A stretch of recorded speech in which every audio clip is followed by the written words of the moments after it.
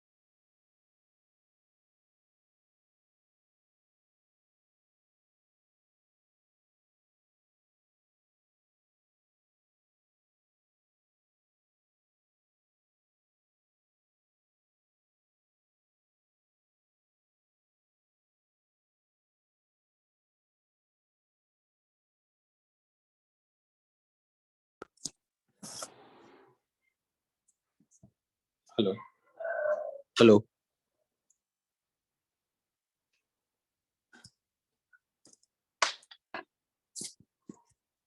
Hello hello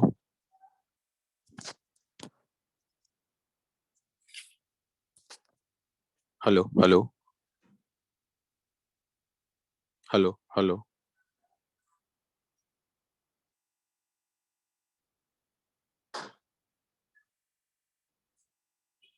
Recording in progress. hello hello all right, so now can you hear me? Everyone please kindly respond me. अंदर रखना please.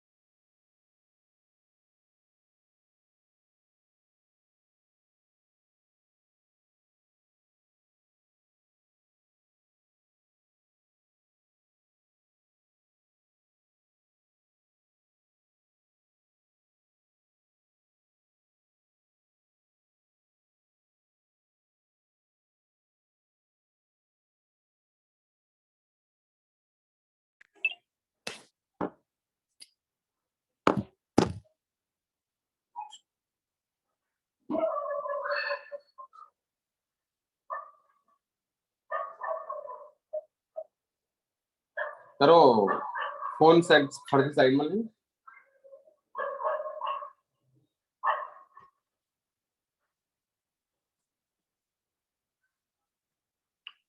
Phone side में लेना दूर जाना लाए चलो ना मन खाली हम मुंदो फिर देखा ना खाली बस. All right, so the point is that this is the equation. All right, चलो ठीक है.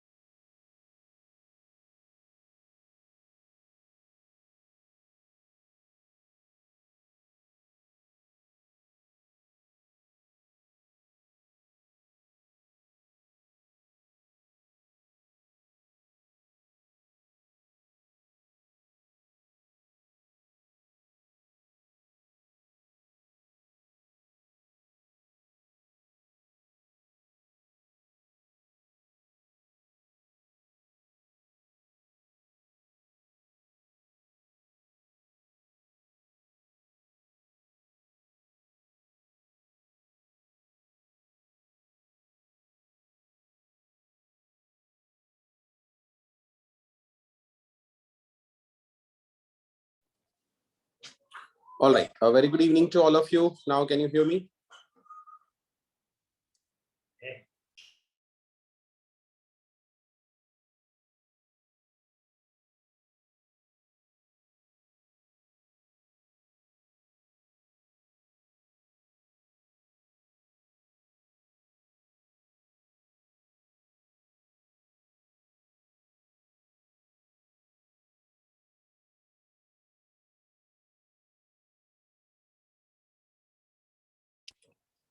Chaliye, I hope you can hear me, and you can see the slide as well, right?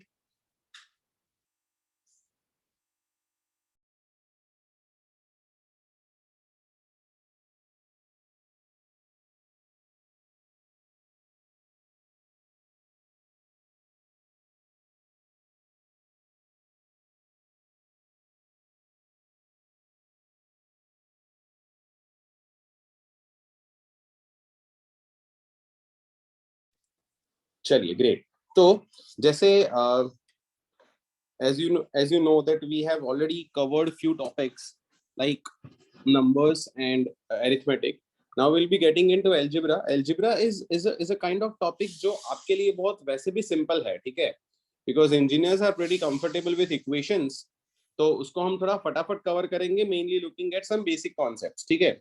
जैसे अगर मैं बात करता हूँ, ठीक है, व्हाट इज एल्जेब्रा, तो उसके जो बेसिक चीजें मैं सिखाता हूँ वो मैं अभी इसमें जो हमारा रिवीजन चल रहा है उसमें हम ज्यादा फोकस नहीं करेंगे. Kindly do not touch your videos, I request. ठीक है, चलिए. So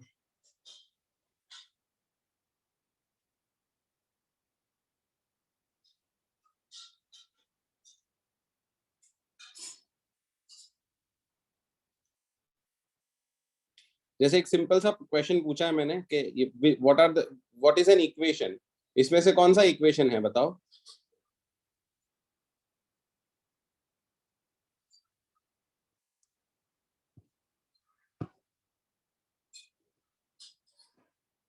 all. Okay, so basically only third one is the equation. बाकी ऊपर के जो दोनों है ना उसे एक्सप्रेशन कहते हैं. मतलब जहां इक्वल टू का साइन है उसे हम इक्वेशन कहेंगे, बाकी दोनों एक्सप्रेशंस है. ठीक है. सो ये सिंपल सी बात है. Polynomial, poly is related to many. So एक से ज्यादा टर्म्स की जब बात होती है तो उसे हम पोलिनोमियल्स कहते हैं. ये सारी थोड़ी डेफिनेशंस हैं, पोलिनोमियल, बाइनोमियल, ट्राइनोमियल वगैरह वगैरह. And now basically we are here to understand the concept of degree. Degree भी वैसे आपको पता है, highest power of any variable term is called degree, है ना. ठीक है, मतलब इस इक्वेशन की डिग्री क्या होगी, 6 होगी. इस इक्वेशन की डिग्री क्या होगी, यहाँ पे इफ यू ऑब्जर्व यहाँ पे 2 है, यहाँ पे 2 है, but this is y square z. So हमें वेरिएबल टर्म देखना होता है, दोनों वेरिएबल की डिग्री हम ऐड करेंगे, यानी इसका डिग्री आएगा 3. Do you understand this? I hope आपको ये ऑलरेडी पता है. ठीक है, चलिए. सो इस इक्वेशन की डिग्री 1 होती है. सो बाय डिग्री इक्वेशंस को क्या कहा जाता है? अगर डिग्री 1 वाला इक्वेशन है तो उसे हम लीनियर कहते हैं, डिग्री 2 वाले इक्वेशन को क्वाड्रेटिक, डिग्री 3 वाले को क्यूबिक, और डिग्री 4 या ग्रेटर देन 3 वाले को हाई डिग्री इक्वेशंस की नाम से जाना जाता है. ठीक है, एज सिंपल एज दैट. आगे बढ़ता है उससे. Now let's look at an equation of degree 1 is called linear. Solution of the system of linear equations. अगर मैं लीनियर इक्वेशन की बात करता हूं तो कुछ ऐसा होता है. साइमल्टेनियस लीनियर इक्वेशंस को कैसे सॉल्व करते हैं? अगर इन दोनों इक्वेशंस को मैं आपको सॉल्व करने को कहता हूं तो शायद आपके लिए बहुत सिंपल है. ठीक है, आप इन दोनों इक्वेशंस को आराम से सॉल्व कर पाएंगे यूजिंग सब्स्टिट्यूशन, एलिमिनेशन, क्रैमर, ब्ला ब्ला ब्ला. बहुत सारी मेथड्स को यूज करके आप इन दोनों इक्वेशंस को सॉल्व कर सकते हो. ठीक है ना. तो आप मुझे ये बताओ कि ये दोनों इक्वेशन सॉल्व करने पे क्या आंसर आता है. Come on quickly.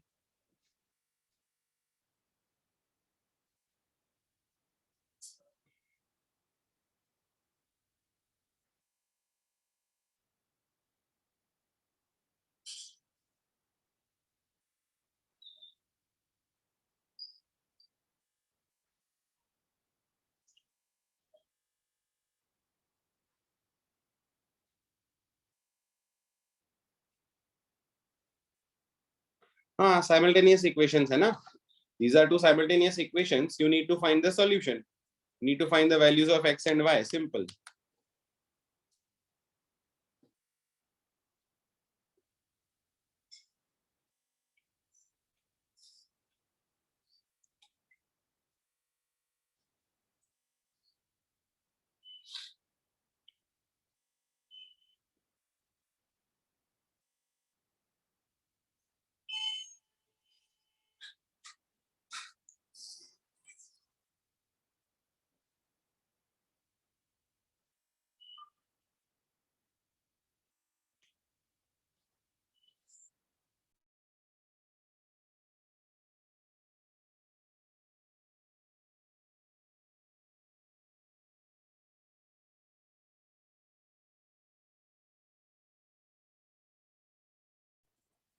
साइमल्टेनियस क्या मतलब होता है? एक साथ जब दो इक्वेशन साथ में आते हैं ना तो उसे साइमल्टेनियस बोलते हैं. Simple.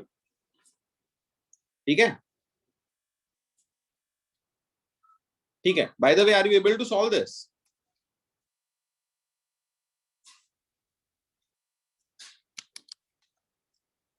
If I try to use elimination method, नहीं, it's a wrong equation. Okay, it's not wrong equation. I would say यहाँ पे आप इसको सॉल्व नहीं कर पा रहे हो बिकॉज आपको x और y की वैल्यूज दोनों ही कट हो रही है. x को कट करने का ट्राई कर रहे हो, y भी कट हो रहा है ना, मतलब you are not able to solve this equation. So इसका ग्राफिकल अंडरस्टैंडिंग समझते हैं ऐसा क्यों होता है? कोई बता सकता है? वेरी गुड, से दिस करेक्ट. ठीक है. कोई भी दो लीनियर इक्वेशंस, अच्छा लीनियर इक्वेशन को हम क्यों लीनियर बोलते हैं? Because it forms a straight line. मतलब किन्हीं दो लीनियर इक्वेशन की अगर मैं बात करता हूं, that is ax plus by is equals to c and px plus qy is equals to z. ठीक है, ऐसा दो लीनियर इक्वेशंस है. तो अगर मैं x और y दो वेरिएबल्स है और a p b q ये उसके कोएफिशिएंट्स है. ठीक है. तो अगर मैं x के कोएफिशिएंट्स यानी कि a और p इन दोनों का रेशियो फाइंड करता हूं और y के coefficient that is b and q इन दोनों का रेशियो फाइंड करता हूं, तो अगर वो दोनों ratio of a and p and ratio of b and q is not equal, let's say, then that means कि ये जो दोनों लाइंस है ना, बेसिकली ये भी एक लाइन है, ये भी एक लाइन है, then these two lines are intersecting lines, somewhere they will intersect. ऐसे. ठीक है. Done. So something like this, they are intersecting lines. ठीक है. डन. लेकिन अगर मैं सेकंड केस में देखता हूं जहां पे इफ यू ऑब्जर्व ये दोनों रेशियोज तो सेम है, a upon p and b upon q, ये दोनों रेशियो सेम है, लेकिन c अपॉन z यानी कि कांस्टेंट का रेशियो उनका सेम नहीं है. अगर कांस्टेंट का रेशियो उनका सेम नहीं है, then what happens? In that case, these two lines are called parallel lines having no solution. Something like this. You observe. एक लाइन और उसके पैरेलल दूसरी लाइन, वैसे. ठीक है. जो कभी एक दूसरे को इंटरसेक्ट नहीं करती. डन. हाँ जी सर, समझ आ गया. ग्रेट. आगे बढ़ते हैं. तीसरा केस क्या है? जहां पे a upon p is equals to b upon q is equals to c upon z, यानी सारे का रेशियो सेम ही हो रहा है यहाँ पे. In that case, those are called overlapping lines. Those are called overlapping lines. ठीक है. या आप ऐसा भी कह सकते हो कि they are same lines only. एक लाइन है, उसके ऊपर दूसरी लाइन. You observe. ठीक है. वैसे. So how many times they will intersect? So they will intersect infinite times, giving you infinite solutions. Simple. I think this is basic fundamental of simultaneous linear equation which an engineer must know. पता है ना already? हाँ. तो इसके आगे वाला जो equation है, that was falling in this case, इसलिए आपका no solution आ रहा था बेसिकली. आपने जो इक्वेशन सॉल्व करने के ट्राई किए वो वाला. ठीक है. चलिए, तो अगर मैं एकदम सिंपल क्वेश्चन से स्टार्ट करता हूं, बताओ क्या आएगा? ऐसे क्वेश्चंस पूछे जाते हैं एग्जाम में.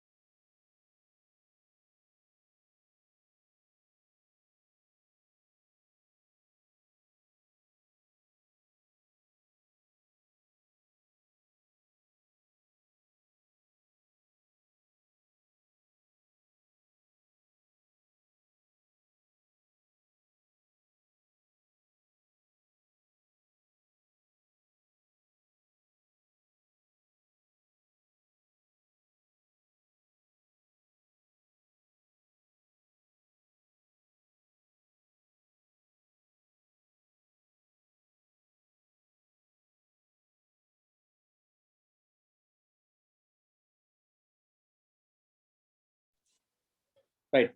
इतने सिंपल क्वेश्चन का भी आंसर आप लोग गलत कैसे दे सकते हो? You just have to focus on x के coefficients 2 and -9, that is 2 upon -9 is equal to, then focus on y के कोएफिशिएंट 3 and k। अगर नो सोल्यूशन है तो इन सब का रेशियो सेम होगा, which must not be equals to 5 upon -17। ठीक है, उससे कोई लेना देना नहीं है ना? This is regardless of this, ये दोनों सेम होना चाहिए। तो इसका मतलब क्या हुआ? k is equals to -27/2 which is -13.5। That's your answer. अभी कितने लोगों ने मुझे डी आंसर दिया है पता है? सिर्फ 4 लोगों ने, out of almost 20-25 answers I receive.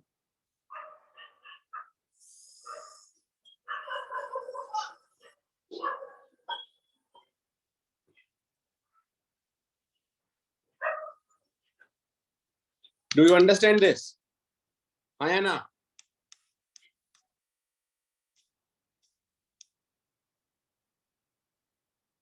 Next example बताओ।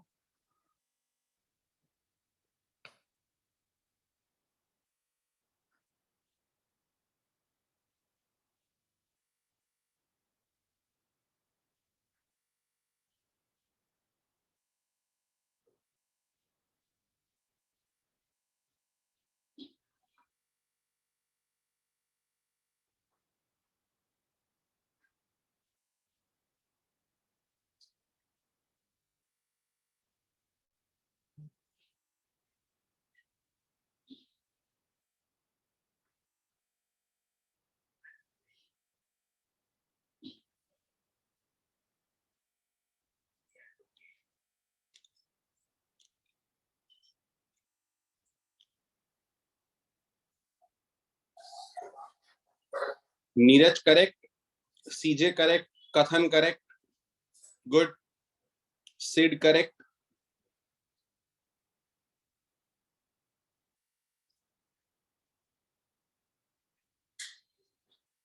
दर्शन, शिवम गुड। अब तो आना ही चाहिए था।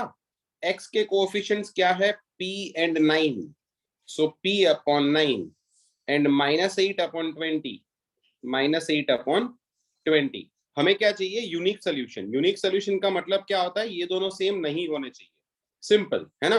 सो p is equals to -8 into 9, sorry, upon 20, something like this, or we can simply say this is -18/5। हाँ, अगर p का वैल्यू -18/5 नहीं होना चाहिए। अच्छा, अगर इसका मतलब क्या है? For what value of p, क्या लिखा है? For what value of p the given system has unique solution. मतलब अगर p का वैल्यू -18/5 नहीं है तो यूनिक सोल्यूशन आएगा। यानी कि p कौन सी वैल्यू ले सकता है? Any real value except -18/5।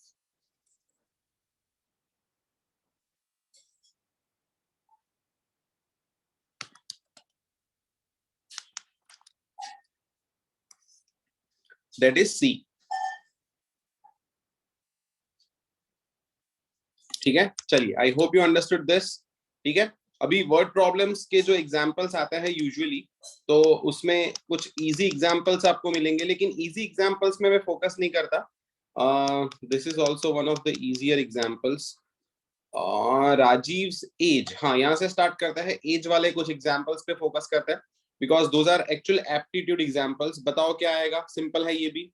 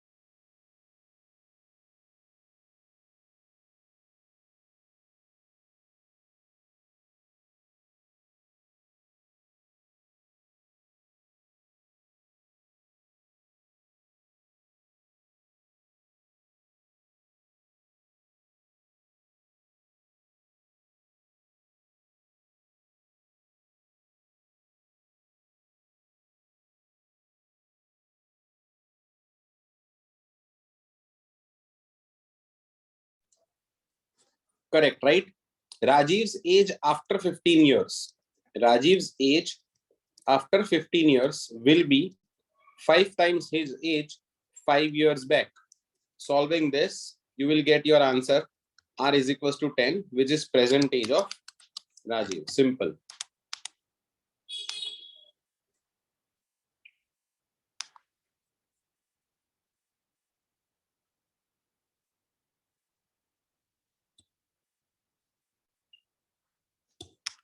ठीक है, तो एज रिलेटेड क्वेश्चंस में आपको कुछ चीजें ध्यान में रखनी होती है, जैसे एक्स वाई अज्यूम कर सकते हो या उसकी जगह नाम के इनिशियल्स अज्यूम कर सकते हो, आफ्टर लेटर हेंस मोर ऐसे वर्ड के लिए प्लस यूज कर सकते हो, बिफोर बैक प्रायर लेस ऐसे वर्ड्स के लिए माइनस यूज कर सकते हो, is are will be was इसके लिए इक्वल टू यूज कर सकते हो, फ्यूचर या पास्ट में जाने के लिए आप जब प्लस या माइनस करते हो तो सारे कैरेक्टर में से करो। ठीक है, तो अगर उसी बेस पे मैं अगर एक नेक्स्ट एग्जांपल आपको देता हूं तो इसका आंसर क्या आएगा बताओ। हाँ हर्षिल, वो भी करेंगे हम, डोंट वरी।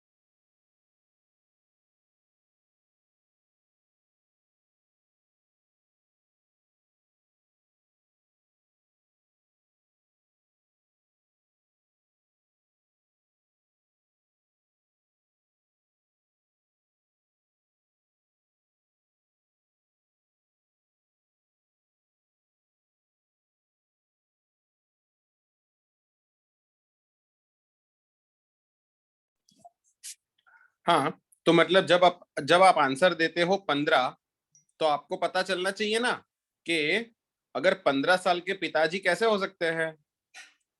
आपको पूछा है फादर्स एज और आप मुझे आंसर दे रहे हो 15। 15 साल के पिताजी, अरे बाप रे, इंडिया में तो नहीं हो सकता ना। सोचो कहाँ गलती कर रहे हो।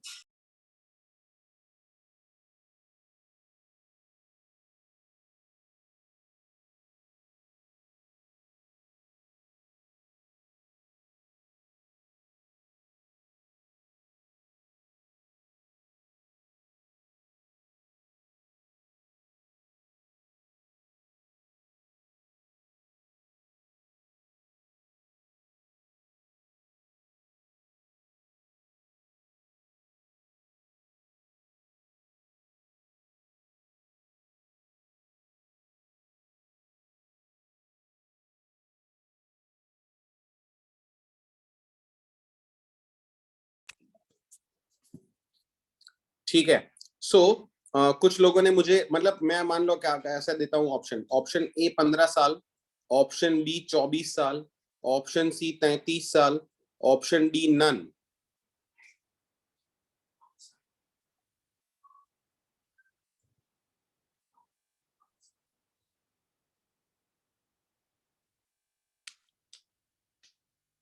Exactly right.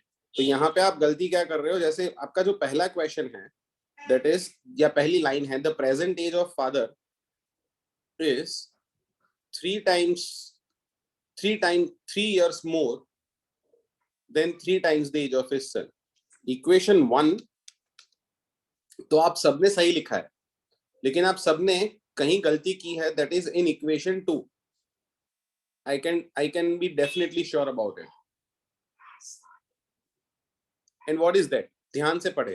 3 years hence। अब मैं ना, एक तो मैं एकदम सिंपल बताता हूँ। 3 years hence का मतलब जैसे मेरे सामने ऐसा कुछ आता है ना, what I do is I simply add 3 years in father's and son's age. Father's age will be 10 years more, 10 years more, then twice the age of his son, twice the age of his son. So बहुत से लोगों ने आपने यहाँ पे +3 नहीं रखा है ना, इसीलिए आपका आंसर गलत आया. एंड हेंस आपका आंसर, अगर आप इस तरीके से सॉल्व करोगे, these are correct equations actually, अगर आप इस तरीके से सॉल्व करते हो, then your answer would be 33 years. I'm sorry. Then your answer would be 33 years.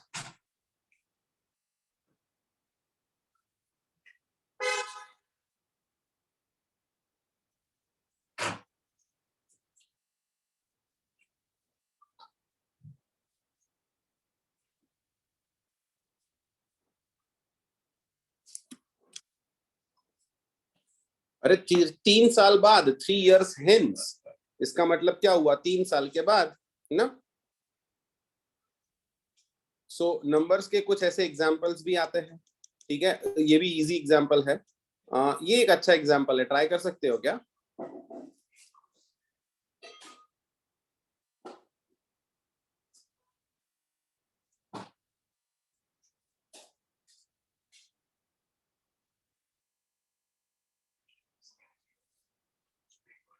नहीं तो वो कहीं कैलकुलेशन में गलती होगी बेटा.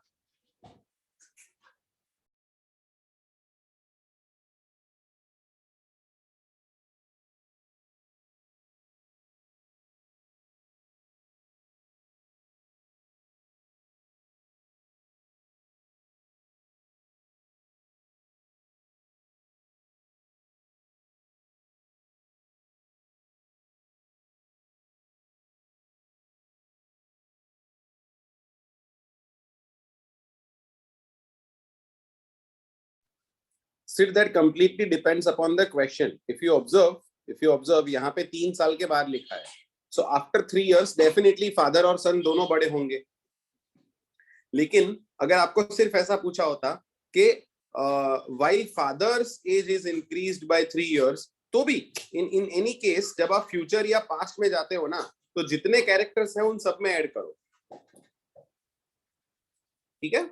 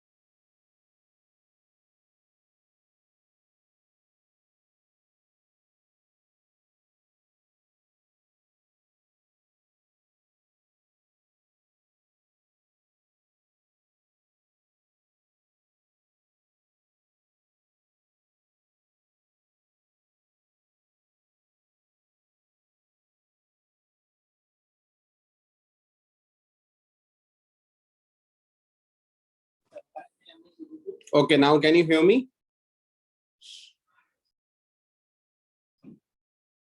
That's great. ठीक है. Okay. So इस क्वेश्चन में अगर हम बात करें, the zoo has chickens, pigs and a cow. समझना बात को, ठीक है? The zoo has chicken, pigs and a cow. और cow का मतलब आपको ऐसा बोलने की जरूरत नहीं है, कितनी उन्होंने क्लियर बोला है, 1 cow. ठीक है? So all together, so simply subtract 1 head and 4 legs. All together there are 60 feet. तो हम तो 56 लेंगे क्योंकि एक काउ के 4 निकाल लिए and 1 head, एक काउ का 1 head निकाल लिया. So total your equations would be something like this. If you observe, total chicken plus pigs are 19 because 1 is cow out of total 20 heads, and 2c plus 4p. Why 2c? Sir, chicken के 2 legs होता है, so 2 into c, plus pigs के 4 leg होता है, तो 4 into p. Total 56 क्यों रखा हमने? Because 4 cow के legs हमने निकाल दिया. Simple. So what do you get here? C is equals to 10 and P is equals to 9. Exactly. Simply understandable? Yes sir. Great. आगे बढ़ते हैं. ठीक है. इंटीग्रल सॉल्यूशन से रिलेटेड कुछ एग्जांपल्स आते हैं अच्छे वाले, तो उसको समझते हैं अलजेब्रा में से. बताओ इसका आंसर क्या आएगा? Do you understand what integral solution is?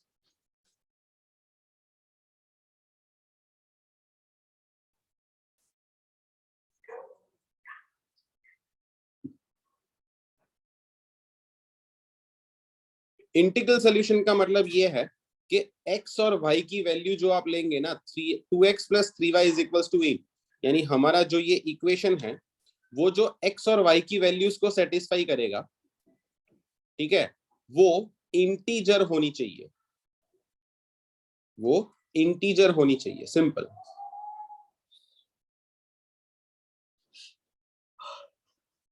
Deven correct.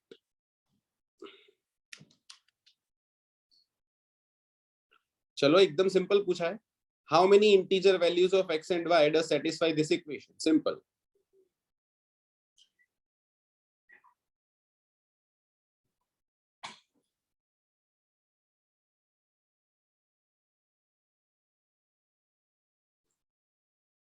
Sir, of course answer is infinite.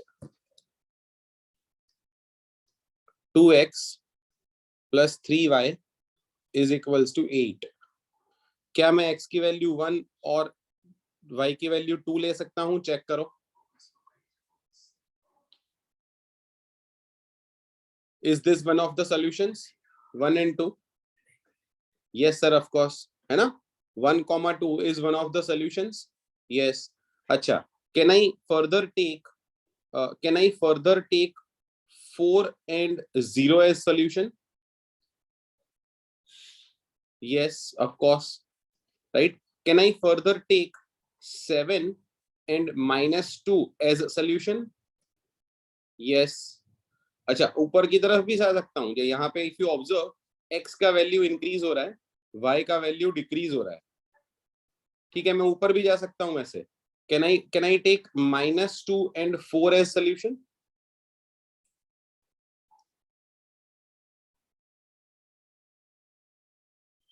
Yes. So वैसे कितने solutions मिलेंगे? Definitely infinite solutions मिलेंगे, है ना? Yes, understandable? बिल्कुल हाँ सर. लेकिन अगर मान लो ऐसा कुछ क्वेश्चन मिला आपको, तो क्या करोगे?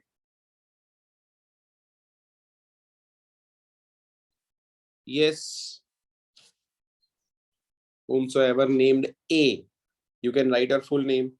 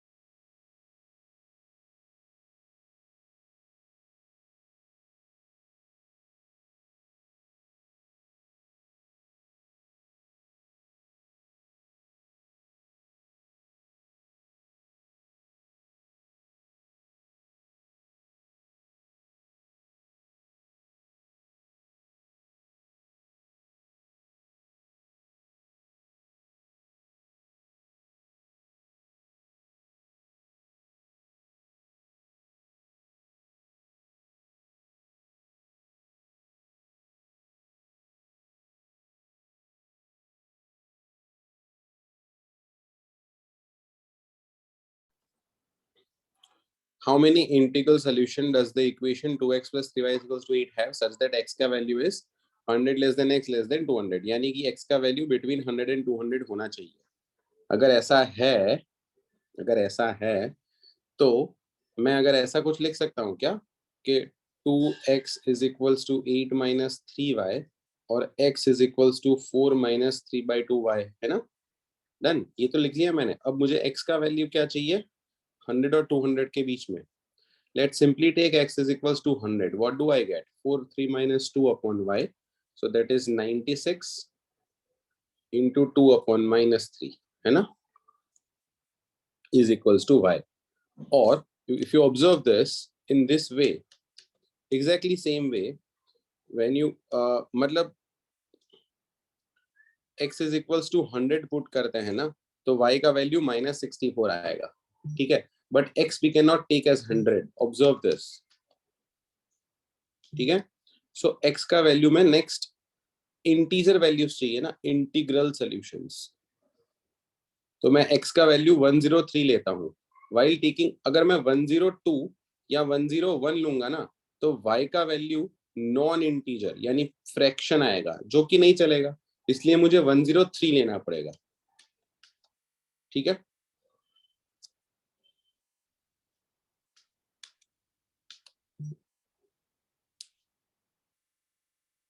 जब आप y का वैल्यू 103 लोगे तो सॉरी x का वैल्यू 103 लोगे तो y का वैल्यू क्या आ गया, -66. अगेन उसके बाद वाला नेक्स्ट वैल्यू क्या आएगा, x का वैल्यू 106 लेना पड़ेगा. Now you observe the solutions we are getting are in the gap of 3, 100, 103, 106, जिसमें भी 100 काउंट नहीं करना. So first solution you have is 103.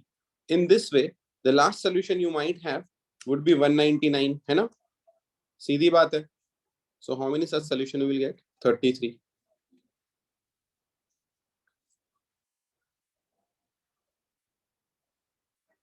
Now people are saying 98, 91.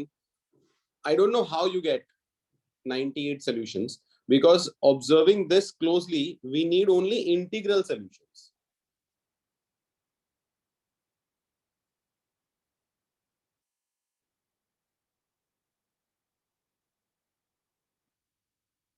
Do you understand this?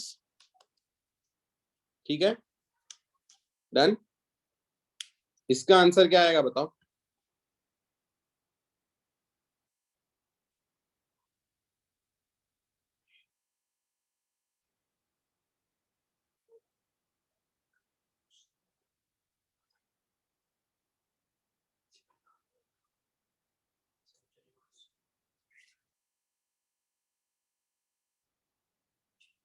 हाँ, इंटीग्रल का मतलब ही ये होता है कि इंटीजर वैल्यूज जब सॉल्यूशंस में आती है तो उन सॉल्यूशन को इंटीग्रल सॉल्यूशंस कहते हैं.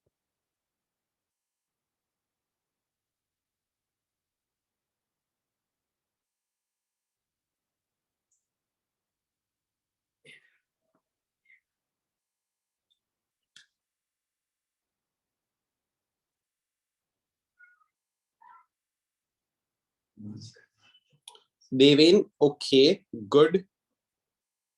Neeraj, good. I mean, very good, guys. Yes.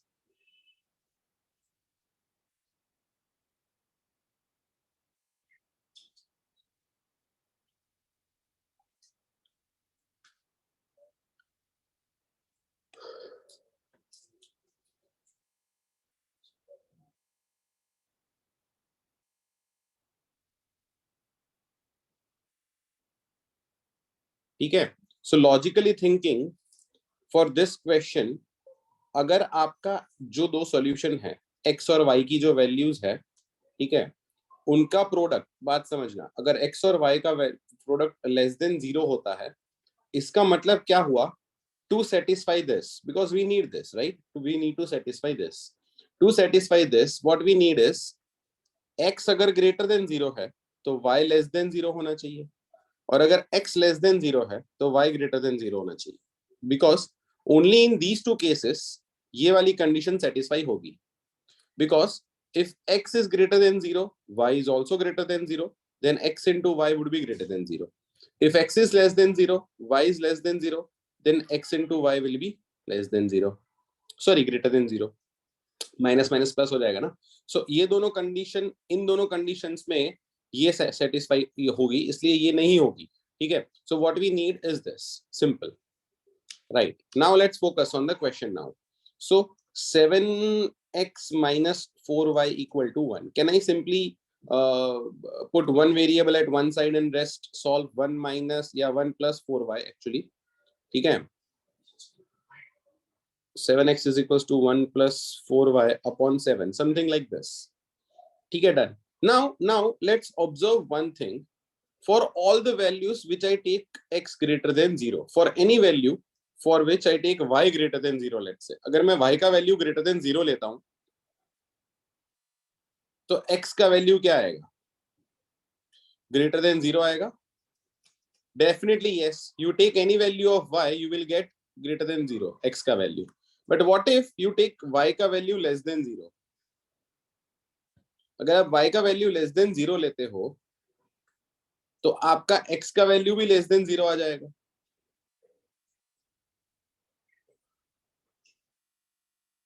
What does this mean? When you take x greater than 0, you get y greater than 0. In that case, x into y would be greater than 0. If you take x less than 0, you will get y less than 0. So in that case also, x into y would be greater than 0. So in none of the condition, x into y less than 0 gets satisfied. What does that mean? You do not have a single solution for this equation which satisfies this condition. Many of you didn't give me answer. All those who didn't give me answer, kindly respond me. समझ आया?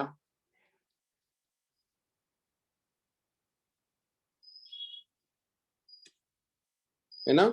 ठीक है, great.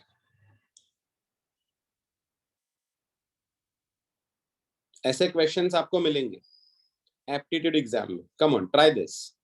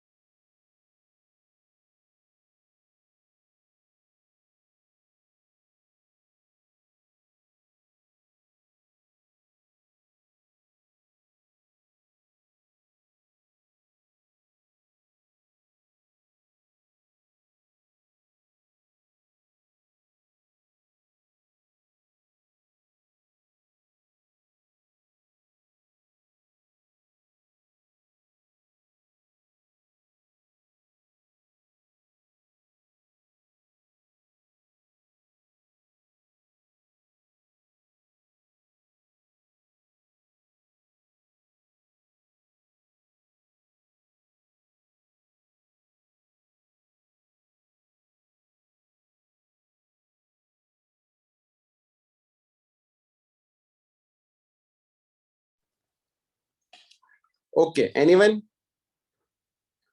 So if you observe this example, ठीक है, यहाँ पे आपको देखने लायक चीज क्या है?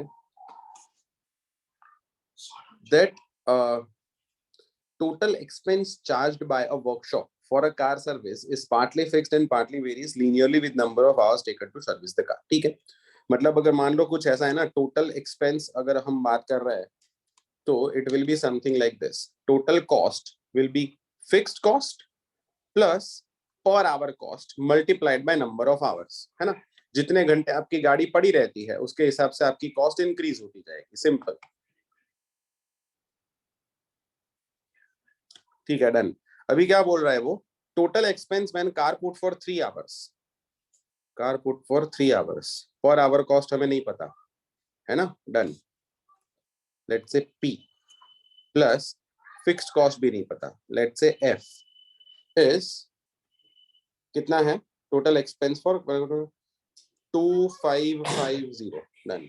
But when put for 5 hours, P into 5 plus again fixed cost तो वही का वही होगा, ठीक है, विल इज 3250। यार लॉजिकली सोचे तो this is equation 2, this is equation, this is equation 1, this is equation 2, two variables, two linear equations, you just need to solve them, और कुछ भी नहीं है एग्जांपल में, है ना। Solving that you will get your answer as 350।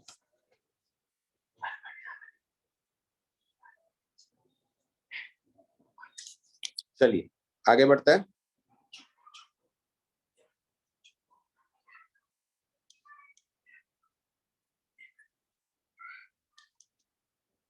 ठीक है,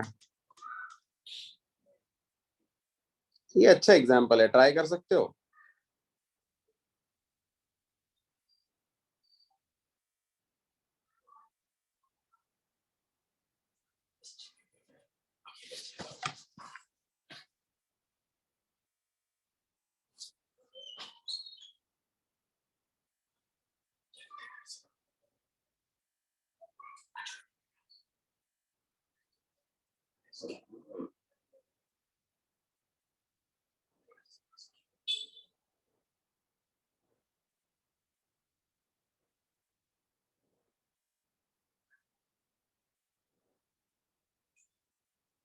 okay good, so good Daivam, okay Bhavya, good, yes.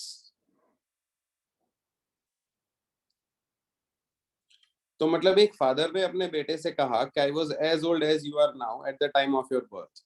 If father is 38 years old now, I find the age of the son 5 years back.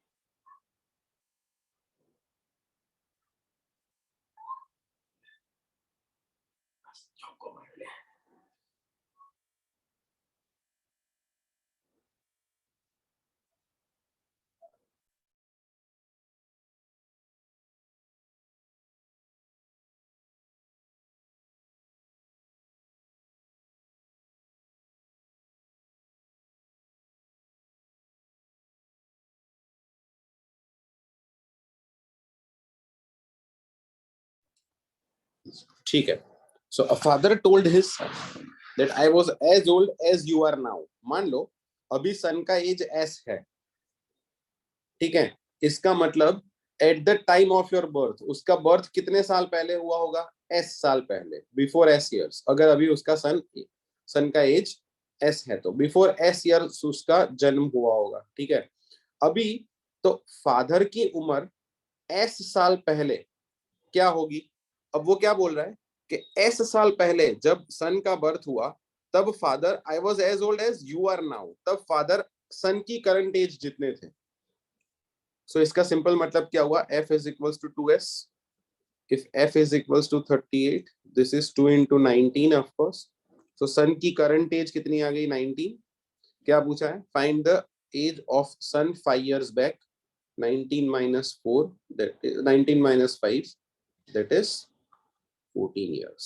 Very good, जितने लोगों ने मुझे answer 14 years दिया, excellent guys.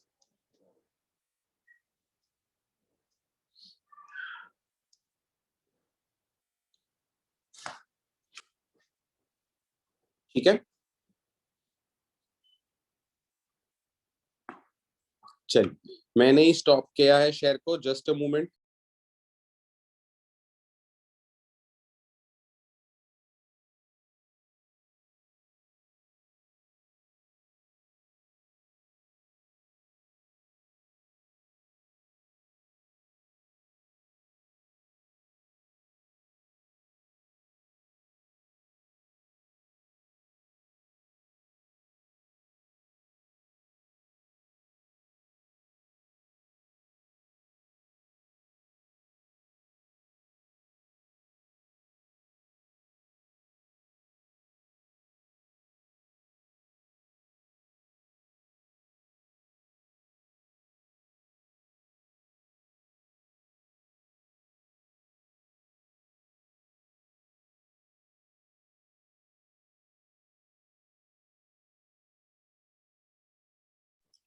One of the very important topics of algebra is progressions. तो progression concept को समझते हैं हम लोग यहाँ पे, ठीक है। A sequence is a function where n is always a natural number, ठीक है। Series a1 a2 a3 a4 is a sequence if this then this is a series. Progression मतलब एक टिपिकल पैटर्न फॉलो करता है, तो उसे हम progression कहते हैं। यूजुअली तीन मेन टाइप के प्रोग्रेशंस होते हैं, arithmetic progression, geometric progression, harmonic progression. You must be aware about all three of them, है ना। हाँ जी सर। अरिथमेटिक प्रोग्रेशन का सिंपल मतलब है उनके बीच का डिफरेंस कांस्टेंट रहता है। If you observe, difference is always, let's say this is your a1, this is your a2, this is your a3 and so on, then difference is always considered as a2 minus a1, that is minus 2 minus 1, that is minus 3। हमेशा याद रखना, ठीक है। a2 minus a1 is always your difference, ठीक है। In general form you can represent the series like this. Standard notations: a first term, d common difference, t n nth term, l last term and s n s sum of terms। और ये कुछ formulas हैं, and this is also very good formula. अगर आपको, शायद मेरे हिसाब से ये सारे फॉर्मूलाज आपको ऑलरेडी आते हैं, ठीक है। और इसी फॉर्मूला में से ये वाला फॉर्मूला बनाया गया है। कोई ऐसा नया जादू नहीं है, बट दिस इज गुड। अगर आपको एपी दिया होता है और पूछा होता है कि कितने टर्म्स तक का ये एपी है बताओ, है ना, मतलब आपको एसएन दिया है, यहाँ तक के टर्म्स का सम इतना है, तो बताओ ये n क्या होगा। So in that case you can directly use this quadratic equation. ये सारे फॉर्मूलाज आपको याद हैं? If not you can take a quick screenshot, come on, because formulas discuss नहीं करेंगे हम लोग, अच्छे एग्जांपल्स डिस्कस करेंगे इन द रिवीजन पार्ट।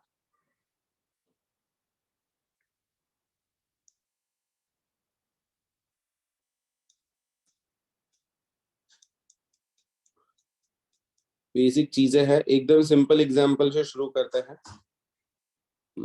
ठीक है, एकदम सिंपल वाला एग्जांपल करते हैं ताकि ऐसा ना लगे कि no we haven't done anything in this.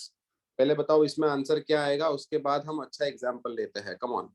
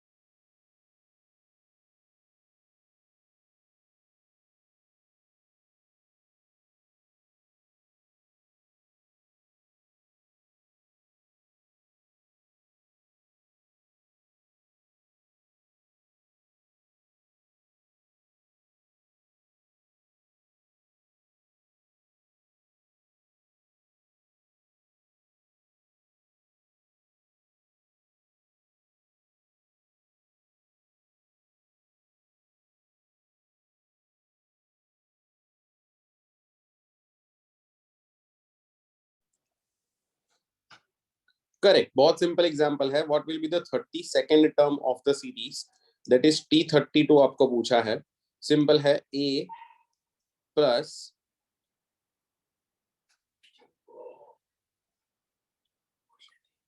n minus 1 into D, ठीक है। So -21 plus 32 minus 1 into D, कितना डिफरेंस आएगा? 4, है ना। Solving this will get answer as 103। बताओ इसका आंसर क्या आएगा?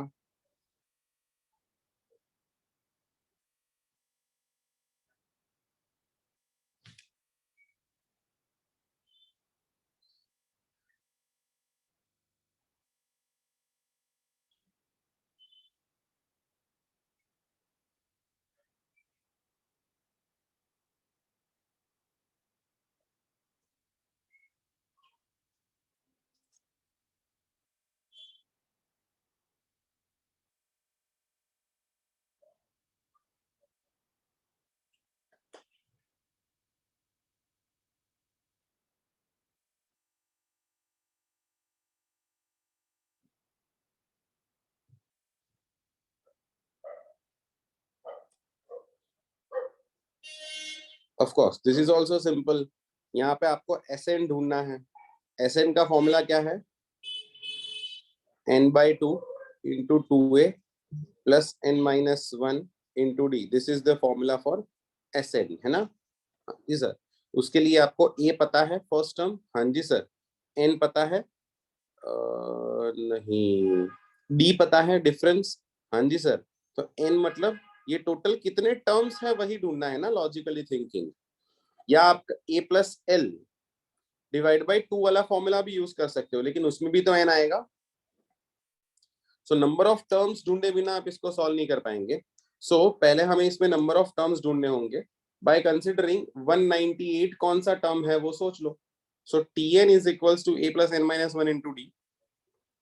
198 is equals to 102, that's your a, n-1 into difference। so आपको ये n मिला 17, मतलब ये 17 टर्म्स है टोटल। so now n की वैल्यू मिलने के बाद you can use any formula which you are comfortable with। solving that you will get your answer as 2550 exactly। बहुत बेसिक क्वेश्चंस है, ये आने ही चाहिए, है ना? अच्छे क्वेश्चंस तो कुछ ऐसे होते हैं। चलो ठीक है, इसको छोड़ दो, ये वाला बताओ क्या आंसर आएगा। कम ऑन सोचो।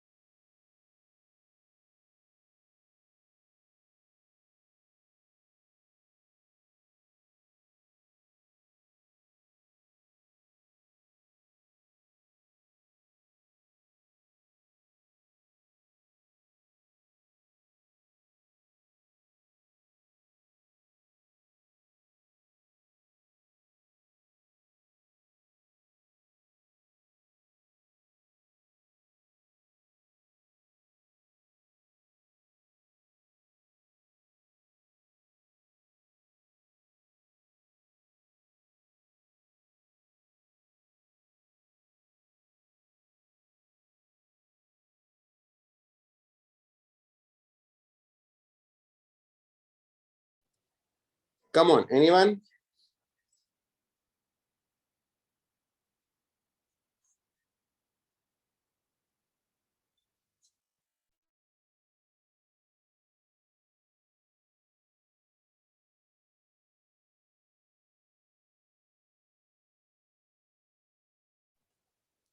Very good. Sahil, Kunjan, excellent.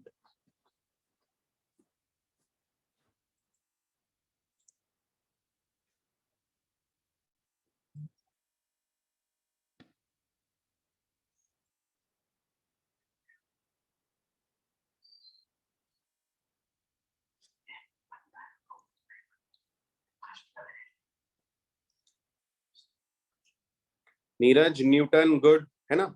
सो अगर मैं एक तरीके से देखूं तो हमें सिर्फ जो इक्वेशन या जो इंफॉर्मेशन दी है उसे हम मैथमेटिकल कॉन्टेक्स्ट में कन्वर्ट करते हैं।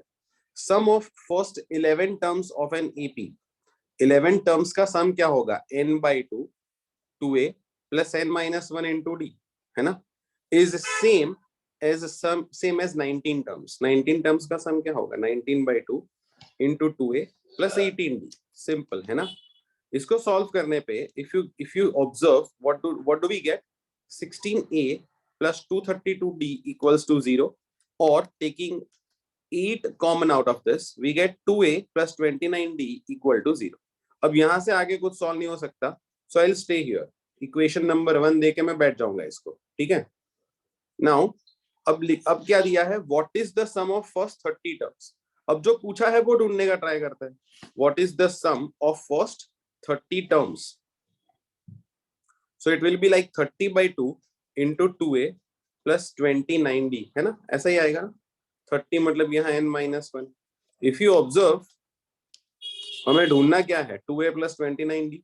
अरे मेरे भाई 2a प्लस 29d का वैल्यू तो 0 ऑलरेडी दिया है।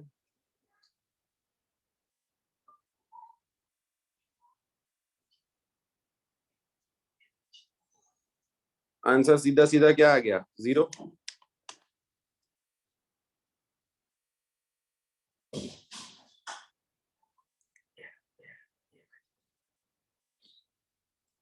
हाँ जी सर, समझ आ गया, ठीक है। So these are good examples. Geometric progression देखते हैं, एरिथमेटिक प्रोग्रेशन की जगह ज्योमेट्रिक प्रोग्रेशन में क्या होता है। So these are good examples, इस पे अभी आगे नहीं बढ़ते, सीधा ज्योमेट्रिक प्रोग्रेशन पे आते हैं। ज्योमेट्रिक प्रोग्रेशन में आपका रेशियो सेम रहता है, जैसे वहां पे आपका क्या सेम रहता है, डिफरेंस। वहां पे यहाँ पे आपका रेशियो सेम रहता है, that is 9/3। If you observe that's 3। 27 over 9 that is also 3 and 81 over 27 that is also 3। So consecutive terms का आपका रेशियो सेम रहता है, ठीक है। सो उसे हम कहते हैं geometric progression, that's a common ratio. General form of expressing this series is this, और उसके कुछ नोटेशंस और उसके कुछ फॉर्मूलाज, है ना। उसके फॉर्मूलाज में ये एक चीज याद रखना, Tn is equals to a into r s to n minus 1। Sum of n terms का formula y difference, because r minus 1 1 minus r दोनों फॉर्मूला सेम है, बस यहाँ r माइनस 1 है और यहाँ 1 माइनस r है, डिपेंडिंग अपॉन अगर r लेस देन 1 है या r greater than 1, mode r की बात, ठीक है, डन, सीधी बात। नेक्स्ट उसका ये दिया हुआ है, और एक बहुत इंपॉर्टेंट पॉइंट यहाँ पे ऐसा दिया हुआ है कि अगर mode of r is less than 1 यानी कि रेशियो 1 से छोटा है, in that case you can also find sum till infinity terms। sum till infinity का मतलब क्या है, समझना बात को। अगर मैं कोई एक ऐसी सीरीज लिखता हूं, that is 2 2s are 4 2s are 8 2s are 16 2s are 32, ऐसे अगर मैं इसको इंफिनिटी तक लेके जाऊं और इसका एडिशन करूं तो क्या आंसर आएगा, डेफिनेटली इंफिनिटी आएगा। हाँ सर ये तो बढ़ रहा है ना, लेकिन in on the same note, अगर मैं, समझना बात को, अगर मैं लिखता हूं 8 divide by 2 4 divide by 2 2 divide by 2 1 divide by 2 1/2 1/4 1/8 1/16 and so on. अब इनका मैं सम करना चाहता हूं टिल इंफिनिटी, तो पॉसिबल होगा, एक्चुअली तो अप्रोक्सीमेट आंसर आएगा, लेकिन पॉसिबल बिल्कुल होगा। रीजन बिहाइंड, कुछ वैल्यू के बाद वो वैल्यू उतनी छोटी हो जाएगी that it won't matter, like this you observe this, 8 plus 4 12 plus 2 14 plus 1 15, ठीक है, यहां तक क्या हो गया 15। अब ऐड करने का क्या आ रहा है, देखो अब 0.5, फिर क्या आया 0.25 0.0125, मतलब if you observe these values are too small that actually it doesn't matter to 15,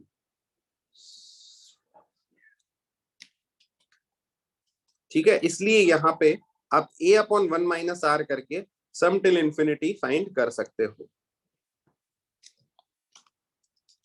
example पे फोकस करें, बहुत इजी है, बहुत इजी है। सीधा एक अच्छा एग्जाम्पल ट्राई करते हैं, बताओ इसका आंसर क्या आएगा, कम ऑन क्विकली।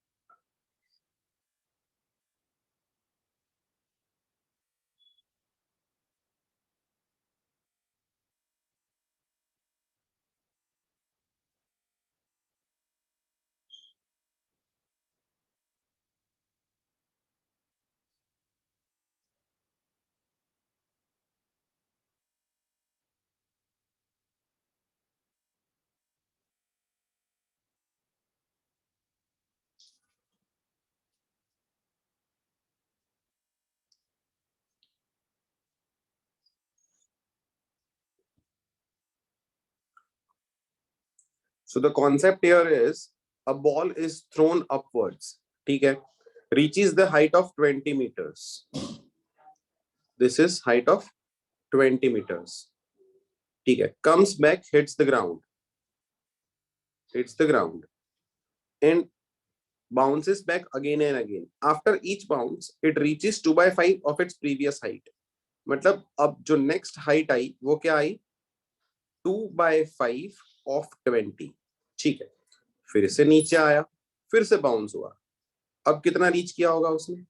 2/5 of 20. फिर से नीचे आया, फिर से बाउंस किया, कितना रीच किया होगा उसने? 2/5 of 20. ठीक है, सो इफ यू ऑब्जर्व यहाँ पे, सो इट एवरी टाइम, और आपको क्या पूछा है? Find the total distance covered by ball.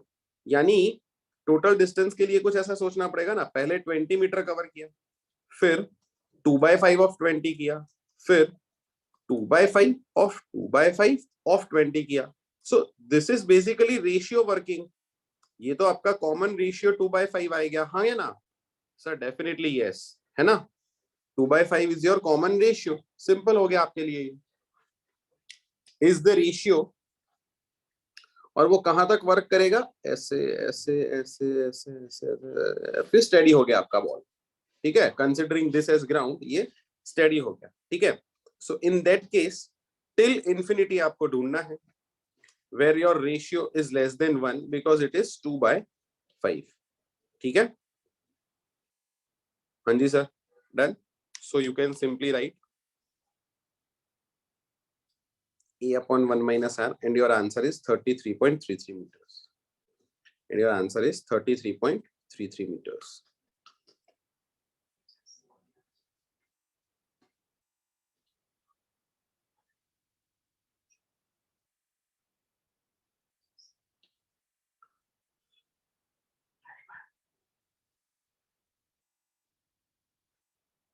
सही है क्या ये? नहीं, अगर जो बॉल ऊपर जाता है वो बॉल नीचे भी तो आएगा, जो बॉल ऊपर जाएगा वो नीचे भी तो आएगा। यानी वो 20 मीटर ऊपर गया तो 20 मीटर नीचे भी आया ना, है ना? फिर यहाँ पे 2/5 of 20 ऊपर गया तो 2/5 of 20 नीचे भी तो आया, है ना? What does that mean? The answer would be 66.66 exactly.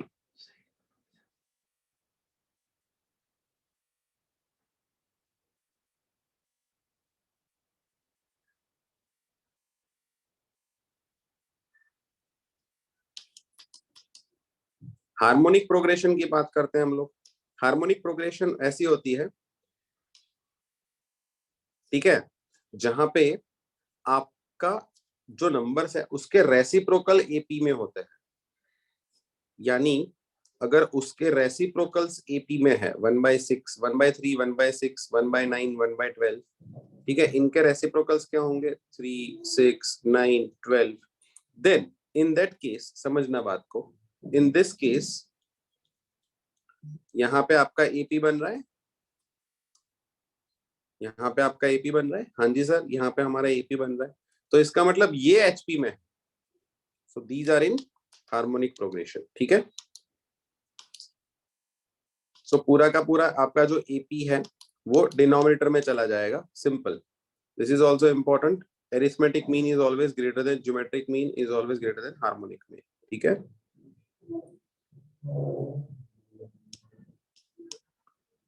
अगर मैं ऐसा क्वेश्चन कुछ पूछूं तो क्या आप सॉल्व कर पाएंगे? Because you might have observed harmonic progression के क्वेश्चंस बहुत कम पूछे जाते हैं, लेकिन अगर ऐसा कुछ पूछ लिया उसने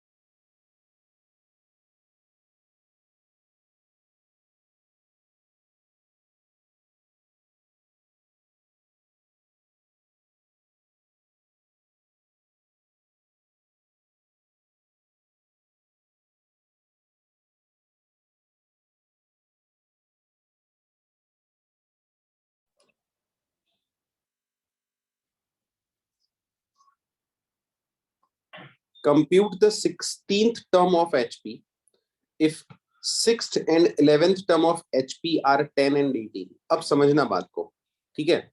HP is in written in terms of AP, तो इसका मतलब क्या हुआ कि आपका AP का 6th टर्म मतलब T6 क्या होता है, A plus n minus 1 into D, so A plus 6 minus 1 that is 5 into D is equals to, क्योंकि आपका 6th टर्म HP का 10 है तो उस AP का टर्म 1/10 हो जाएगा ना, रेसिप्रोकल होता है ना। हाँ जी सर, वैसे ही A plus 10D 11D 11th term है तो A plus 10D would be 1/18। हाँ जी सर, है ना, सिंपली अंडरस्टैंडेबल।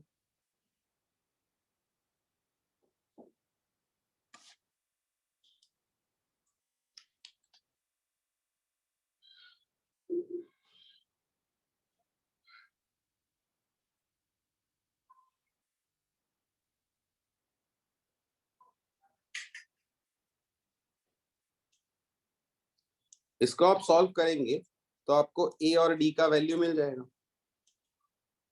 अब सीधा A plus 15D फाइंड करके उसका उल्टा कर दो तो answer would be 90। There you go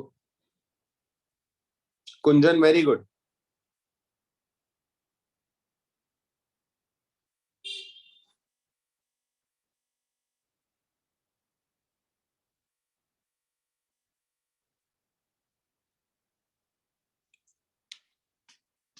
excellent question of harmonic progression, है ना।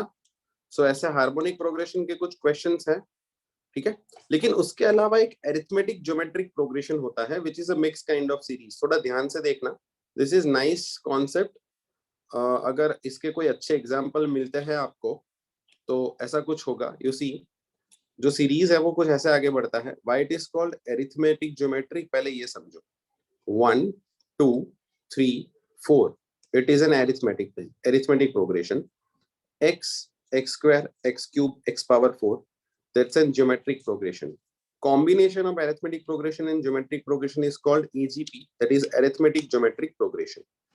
जहां पे आपका मोड x है ना वो कंपलसरी लेस देन 1 होना चाहिए। Only in that case you will be able to solve this series. सीधी बात है, क्योंकि ये x का पावर तो बढ़ता जा रहा है ना, टिल इंफिनिटी है, तो x का पावर बढ़ता जाएगा तो sum of that series would be always infinity if mod x is greater than 1, then sorry greater than 1। हाँ जी सर, ये तो समझ आ गया है ना। तो आगे बढ़ते हैं। A common method to solve this kind of series or problems related to this kind of series is given like this। देखो s is equals to ऐसी कोई सीरीज है, यहाँ पे 1 होता है, सो 1 2 3 4 अरिथमेटिक ज्योमेट्रिक, ठीक है सर, ये जीपी है। अब इसको क्या करना है आपको, multiply the series with common ratio. इसका कॉमन रेशियो क्या है, x। तो सीरीज को s जो भी कॉमन रेशियो है उससे मल्टीप्लाई कर लो। So multiply this with x into s, what you get, x square 2x cube 3x power 4 4x power 5 and so on, है ना। हाँ जी सर, ठीक है। सो then what you have to do now, subtract s minus xs, s minus xs, 2x square minus x square, 3x cube minus 2x cube, 4x cube minus 3x power 4। in that case what you get is x plus x square plus x cube plus x power 4 and so on। so logically thinking, your series got converted into only GP। Your series got converted into only GP with ratio less than 1। Hence, you can simply write A upon 1 minus R। So, इसका total, तो A आपका है x, first term is x, 1 minus आपका जो ratio है, 1 minus R होता है ना, आपका ratio भी यहाँ x है। So, आप simply कह सकते हो that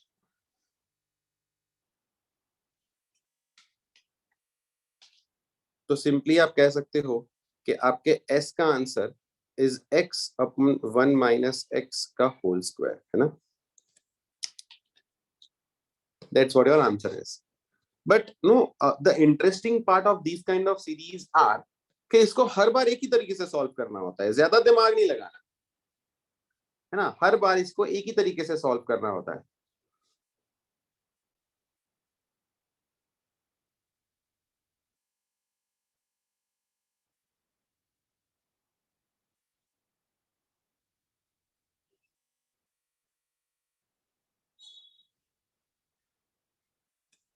एक और तरीका देख, एक और फिर से.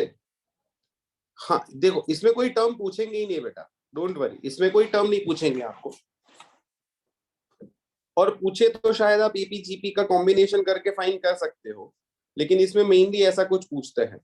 एस बताओ इसका टोटल, जो हमने तरीका समझा उससे ट्राई करो, come on.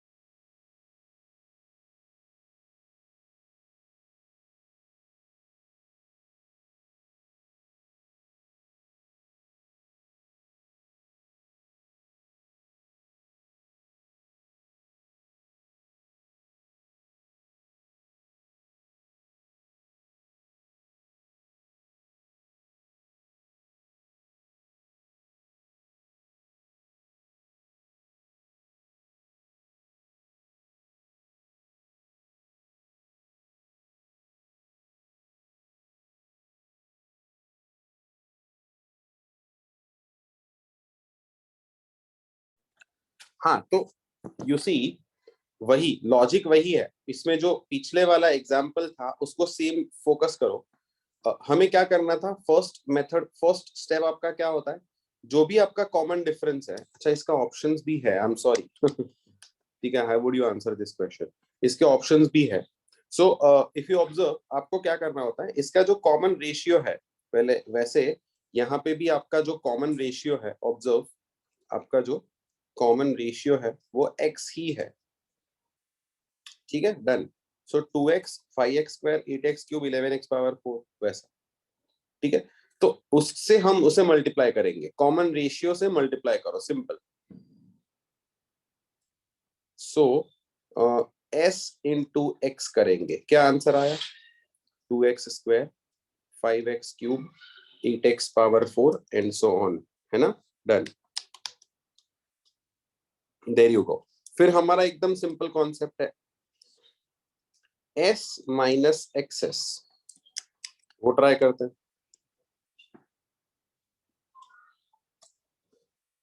So 2x minus, तो 2x तो वैसा का वैसा, 5x square minus 2x square, that is 3x square, 8x cube minus 5x cube, 3x cube, 11x power 4 minus 8x power 4, 3x power 4. So if you observe again now, what do you have, s common, 1 minus x, 2x plus 3 common, अंदर क्या बचा, हाँ you can do that, definitely you can do that diagram, ठीक है, that is x square plus x cube plus x power 4 plus and so on.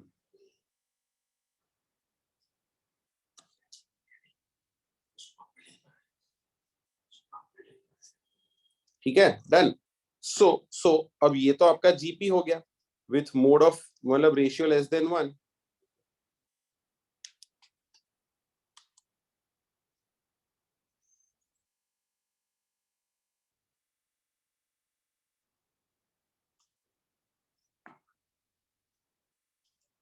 Solving this, You get this? That is option C. Yes.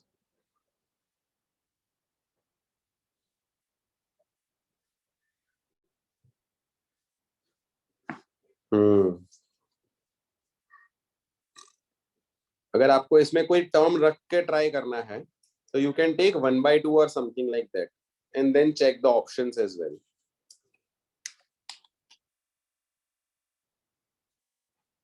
है ना?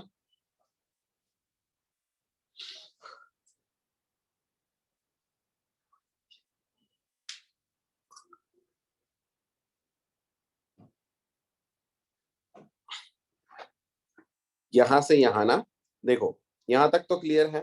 हाँ जी sir. 3 common निकाल लिया. हाँ जी sir. Now what is this?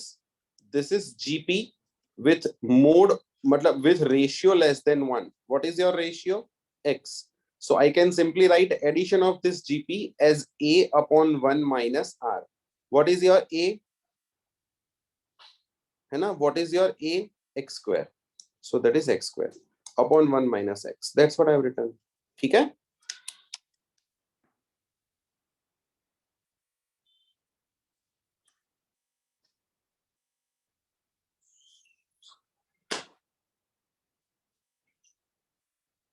चलिए. So let's call it a day today. है ना? I hope you understood two or three very important parts of algebra. ठीक है? And I hope you enjoyed the class as well. We'll continue with geometry or permutation combination tomorrow. And if we can complete both of them tomorrow, we might end up doing gate questions day after. है ना? सारे gate questions try करेंगे हम लोग day after में. That's what we are targeting as of now. Okay?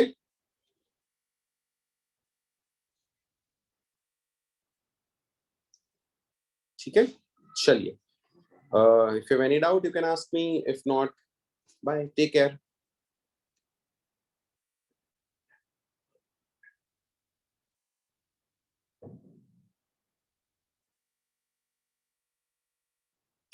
Well, no one is getting actually. मैं सारी notes last में भेज दूंगा. ठीक है? Don't worry about it. Daivo, my guess that would disturb the entire class, but yeah, I'll try. Yes. So देखो यहाँ पे हर टॉपिक खत्म करना is not important. This is basically revision. अगर आप पूरा 40 घंटा पढ़ना चाहते हो तो फिर आपके सारे टॉपिक्स खत्म होंगे. रिवीजन में what I am trying is I am trying to take all the important topics which has been asked frequently, है ना? And trying to cover good examples and good concepts. ठीक है? हाँ, डेफिनेटली वो हो जाएंगे, क्यों नहीं होंगे.